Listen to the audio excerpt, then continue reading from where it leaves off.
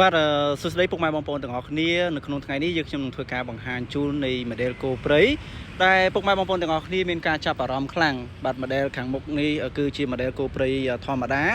ដែលវាមានតម្លៃត្រឹមតែជាង 30,000 តែប៉ុណ្ណោះហើយពុកម៉ែបងប្អូនប្រហែលជាចង់ដឹងអំពី option តើវាមាន option ពិសេសអ្វីខ្លះ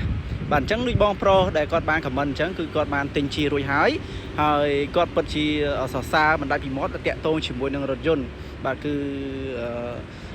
ស្មើនឹងរថយន្តគេតម្លៃ 7-80000 បាទយើងប្រៀបធៀបទៅចំពោះ option និងរូបរាងហើយរូបរាងវាគឺពិតពិសេសអែមខ្លាំងមែនទែនដោយពុកម៉ែបងប្អូនបានឃើញអញ្ចឹងបាទឥឡូវយើងខ្ញុំសូមធ្វើការបង្ហាញជូននៅសោមុនបាទនេះគឺជាសោរបស់គោព្រៃដែលមានរូបរាងស្អាតខ្លាំងមែនទែនបាទអញ្ចឹងពុកម៉ែបងប្អូនឃើញហើយបាទទំបីសោវាគឺយើងប្រើប្រភេទ smart key ហើយរូបរាងវាពិតជាស្អាតអែមមែនទែនបាទអញ្ចឹងយើងបានធ្វើការ unlock ហើយពុកម៉ែបងប្អូនចាប់អារម្មណ៍ផុសគឺភ្លើងដែលថាំឡាញបាទនៅខាងមុខបាទបដិញស្អាតមែនទែនបាទនេះគឺជាភ្លើងខាងមុខហើយប៉ាណាខាងមុខហើយរំលេចជាមួយនឹង logo គោព្រៃបាទហើយជាពិសេសគឺបើយើងកលេចមើលខាងមុខពិតជាស្អាតឥឡូវយើងមកមើលពីចំហៀងវិញបាទហើយពុកម៉ែបងប្អូនឃើញហើយយ៉ានកង់វាទំហំដល់8អ៊ីងហើយយើងក៏មានblind spot បាទកញ្ចក់ក្តោបដូចគ្នាកាមេរ៉ាវិញគឺ360បាទមានន័យថាយើងមើលបានមកជុំវិញហើយជាពិសេសគឺ option របស់រថយន្តនេះគឺមានកាមេរ៉ា record video បន្ថែមទៀតបាទ record ទាំង4ទិសអញ្ចឹងពុកម៉ែបងប្អូនទិញទៅគឺមិនបាច់បំពាក់កាមេរ៉ាបន្ថែមទេយើងដាក់តែ memory បញ្ចូលគឺយើងអាច record video នៅលើដងផ្លូវបានហើយបាទអញ្ចឹងរថយន្តមួយនេះពេលដែលពុកម៉ែបងប្អូនទិញទៅគឺគេអាចនឹងលេងឡានបានទៀតខាងក្រុមហ៊ុន free ជូនគ្រឿងលេងរហូតដល់12មុខបាទអញ្ចឹងពិសេសខ្លាំងមែនទែនពុកម៉ែបងប្អូនដែលចង់លេងឡានបាទចង់ដាក់ភ្លើងមុខកាងមុខបាទចង់ដាក់ឃ្លុបក្រោយលេងកាងក្រោយអីគឺ free ជូនតែម្ដងបាទនេះគឺជារថយន្តពណ៌សបាទគោព្រៃពណ៌សហើយខាងក្នុងពណ៌ទឹកដោះគោហើយក្នុងស្តុករបស់យើងពេលនេះគឺនៅសល់ពណ៌សហើយចូលស្តុកឆាប់នេះគឺមាន3ពណ៌បាទពុកម៉ែបងប្អូនមានពណ៌សពណ៌ប្រផេះនិងពណ៌ខ្មៅចំណែកឯខាងក្នុងគឺមាន3ពណ៌ដូចគ្នាបាទគឺមានពណ៌ការ៉ុតបាទពណ៌ការ៉ុតពណ៌ទឹកដោះគោនេះហើយរួមជាមួយនឹងពណ៌ brownបាទអញ្ចឹងយើងមើលខាងក្រោយពិតជាអែមខ្លាំងមែនទែនភ្លើងបដិញសញ្ញោស្អាតហើយស្តុក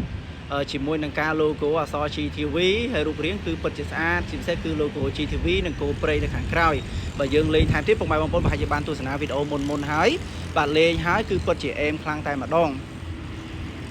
ឥឡូវដើម្បីកុំឲ្យរងចាំយូរយើងទៅមើលនៅក្នុងឡានទាំងអស់គ្នាតើពិសេសអីខ្លះ option អ្វីខ្លះបាទយើងខ្ញុំនឹងធ្វើការបង្ហាញដូចតទៅ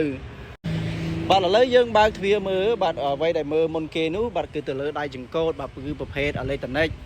បាទដៃចង្កូតអេឡិចត្រូនិកកាច់ចង្កូតធូរហើយជាពិសេសគឺទម្រង់អក្សរ D ថែមទៀតហើយយើងមើលទៅលើបាទទៅលើចង្កឹះលេខបាទទៅលើប្រព័ន្ធផ្សេងគឺសាមញ្ញទេបាទมันមានភាពប្រញ៉េអាញ៉ៃគឺយើងមើលទៅគឺពិតជាតាក់ទាញនិងស្រស់ស្អាតខ្លាំងមែនទែនហើយចំណែកឯអេក្រង់វិញគឺមានទំហំរហូតដល់ 14.6 អ៊ីងបាទអេក្រង់គឺធំដែរអេក្រង់កំសាន្តបន្តមកទៀតយើងទៅមើលទៅលើកៅអីទាំងសងខាងគឺជាប្រភេទកៅអីចុចដែលយើងមានកៅអីក្តៅថែមទៀតបាទហើយជាពិសេសគឺយើងមានទូត្រជាក់សម្រាប់ដាក់ក្លាសេភេសជ្ជៈឬក៏ទឹកបានឥឡូវនេះយើងចូលសាកបច្ឆេះលោមើលតើវាមាន option ពិសេសអីខ្លះពុកម៉ែបងប្អូនប្រហែលជាចង់ដឹងហើយបាទនេះគឺជារូបភាពនៅលើអេក្រង់ monitor បាទនេះគឺយើងមានការបង្ហាញច្បាស់បាទពុកម៉ែបងប្អូនឃើញហើយបាទអញ្ចឹងពុកម៉ែបងប្អូនទាំងអស់គ្នាឃើញនៅលើអេក្រង់របស់យើងគឺមានកម្មវិធីច្រើនមែនទែនហើយពិតជាមានភាពងាយស្រួលយើងមានវិទ្យុយើងមានកន្លែងចាក់ចម្រៀងបាទជាមួយនឹង car setting ក៏មានហើយកម្មវិធីនេះគឺ connect Bluetooth មើលទៅលើបាទកាមេរ៉ា360បាទជុំវិញឡានបាទនេះយើងក៏អាចភ្ជាប់ជាមួយនឹង Apple CarPlay ជាមួយនឹង Cabelli នេះយើងអាចមើល YouTube ចាក់ចម្រៀងមើល Map បាទ Telegram អីផ្សេងហើយនៅកន្លែងនេះវិញបាទយើងអាចមើលទៅលើការ record video របស់យើងជុំវិញឡានបាទអញ្ចឹងគឺយើង record បានរហូតដល់4ទិសដាក់តែ memory បញ្ចូលគឺអាច record បានហើយអញ្ចឹងគឺជាការចំណេញមួយផងដែរសម្រាប់ពុកម៉ែបងប្អូនទាំងអស់គ្នាមិនបាច់បំពាក់កាមេរ៉ាបន្ថែមថតនៅលើដងផ្លូវទេបើគឺយើងមានកាមេរ៉ា record ស្រាប់ដាក់តែ memory បញ្ចូលគឺប្រើបានយើងក៏លេចមើលជាបន្តទៀតបាទនៅផ្នែកខាងនេះវិញគឺជាកន្លែងដែលយើងប្រើសំខាន់បំផុតបាទទៅលើយើងមានកាពីតាស បាទកង់2កង់4បាទយើងមានអូតូហូលមានហ្វ្រាំងដៃអូតូមាន drive mode បាទជាពិសេសគឺប្រអប់លេខហើយយើងមើលទៅលើបេតុងនេះវិញយើងអាចមាន sensor បាទមើលទៅលើរថយន្តជុំវិញថែមទៀតបាទមើលទៅលើរថយន្តជុំវិញ sensor ហើយទៅលើជាមួយនឹងអូតូអាឡុតនេះបាទអញ្ចឹងយើងមានដែរហើយជាមួយនឹងចំណតក៏មានជាមួយនឹងកាមេរ៉ា360បាទ360ហើយជាមួយនឹងការឡើងចំណោតផ្លូវល្អិលអីគឺមានមួយសេតបាទពិតជាអេមែនតែនហើយនៅខាងមុខនេះគឺជាកន្លែង wireless charge សារទូរស័ព្ទដៃពុកម៉ែបងប្អូនបាទអញ្ចឹងពិសេសខ្លាំងណាស់បាទទៅលើហ្នឹងគឺអត់អញ្ញៃទេបាទលក្ខណៈថាសាមញ្ញប៉ុន្តែមានភាពតាក់ទាញអ្វីដែលកាន់តែពិសេសនោះយើងមានកន្លែងដែលយើងផ្លាសេទឹកបាទផ្លាសេទឹកត្រជាក់បានថែមទៀតទឹកក្រូចអីហ្នឹងយើងដាក់បានហើយនៅលើផ្ទៃនេះក៏យើងមានភ្លើងបាទពុកម៉ែបងប្អូនភ្លើងមកជុំវិញបាទហើយខាងក្រោយវិញគឺមានសភាពធំទូលាយខ្លាំងណាស់ពុកម៉ែបងប្អូនទាំងអស់គ្នាអាចអង្គុយបានរហូតដល់4នាក់មនុស្សធំហើយដាក់ជើងគឺអត់មានចង្អៀតទេហើយផ្ទៃខាងក្រោយនេះក៏យើងមានម៉ាស៊ីនត្រជាក់ខាងក្រោយហើយមានកន្លែង USB ដោតសារទូរស័ព្ទថែមទៀតអញ្ចឹងពុកម៉ែបងប្អូនទាំងអស់គ្នាបានឃើញអំពី option មួយចំនួនហើយចំណែកនៅលើ screen ខាងមុខនេះវិញបាទ monitor នេះវិញគឺយើងអាចមើលទៅលើល្បឿនមើលទៅលើកម្រិតសាំងបាទជាពិសេសគឺយើងមានកម្មវិធីបាទមានថាយើងមើលទៅលើយើងចាក់ចម្រៀងលើនឹងក៏បានបើសេរីដាជីកូដអីចាក់ភ្លេងបាទមើលទៅលើសម្ភារខ្យល់កង់មើលទៅលើឡានអីបានទាំងអស់បាទយើងអាចសេតល្បឿនសេតអីនៅលើដាជីកូដបានហើយដាជីកូដយើងគឺមានភាពទុនបាទប្រភេទស្បែកហើយប្រភេទទម្រង់អក្សរ D ប្រភេទអេឡិចត្រូនិកអញ្ចឹងជីកូដរបស់យើងគឺធូរហើយមួយនោះគឺជារ៉ាដាចាប់ផ្ទៃមុខរបស់អ្នកបើកបរពេលដែលអ្នកបើកបរមានការធ្វើប្រហែសអត់មើលមុខបាទឬក៏ងុយគេងអី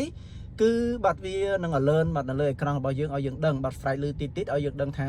សូមឲ្យមានការប្រុងប្រយ័ត្នឲ្យបានខ្ពស់បាទនេះគឺជាសារដាស់តឿនមួយអញ្ចឹងគឺពិតជាអេមខ្លាំងមែនទែនហើយរថយន្តមួយនេះបាទពុកម៉ែបងប្អូនឃើញផ្ទៃខាងក្រៅក៏ដូចជាខាងក្នុង option មួយចំនួនហើយបាទម៉ាស៊ីនរបស់វាគឺ 2.0 turbo បាទការបង់ពន្ធផ្លូវត្រឹមតែ 20,000 ទេហើយម៉ាស៊ីនរបស់វាគឺ brand របស់សហរដ្ឋអាមេរិកបាទគឺ brand Garmin អញ្ចឹងប្រអប់លេខវិញក៏របស់ប្រទេសអាល្លឺម៉ង់បាទ ZS អញ្ចឹងគឺមានការធានារហូតទៅដល់5ឆ្នាំបាទទៅលើម៉ាស៊ីនប្រព័ន្ធភ្លើងទឹកថ្នាំបាទជាមួយនឹងប្រអប់លេខហើយអ្វីដែលកាន់តែពិសេសនោះគឺមានការធានាទិញចូលថែមទៀតអញ្ចឹងគឺជាការងាយស្រួលខ្លាំងមែនទែនលេងជាការព្រួយបារម្ភហើយពុកម៉ែបងប្អូនមួយចំនួនជិះទៅបាទចង់បានការធានាខ្ពស់បាទជាពិសេសគឺការធានាទិញចូលថែមទៀតបាទមិនពិបាកនៅក្នុងការរកទីផ្សារលក់ឡានខាងក្រៅអញ្ចឹងពុកម៉ែបងប្អូនទាំងអស់គ្នាដែលមានចំណាប់អារម្មណ៍អាចធ្វើការ comment បាទឬក៏ឆាតមកខ្ញុំបានផ្ទាល់បាទឬតាមរយៈទូរស័ព្ទ Telegram បាទនៅខាងលើវីដេអូហ្នឹងអាចធ្វើការតាក់ទងមកដើម្បីទទួលបានព័ត៌មានថ្មីហើយឬក៏ចង់កក់រថយន្តនៅក្នុងក្តីសម័យរបស់ពុកម៉ែបងប្អូនទាំងអស់គ្នានៅក្នុងស្តុកបច្ចុប្បន្នគឺយើងមានពណ៌សហើយចូលស្តុកឆាប់នេះគឺមានច្រើនពណ៌បាទមានដូចជាពណ៌ខ្មៅសប្រផេះបាទផ្ទៃខាងក្នុងមានពណ៌ការ៉ុតទឹកដោះគោនិងពណ៌ brown បើសិនជាពុកម៉ែបងប្អូនចង់បានហើយកក់ទុកឥឡូវនេះនឹងបានឡាននៅក្នុងក្តីសម័យពណ៌ដែលលោកអ្នកចង់បានបាទយើងខ្ញុំក៏សូមអរគុណច្រើនសូមជម្រាបលា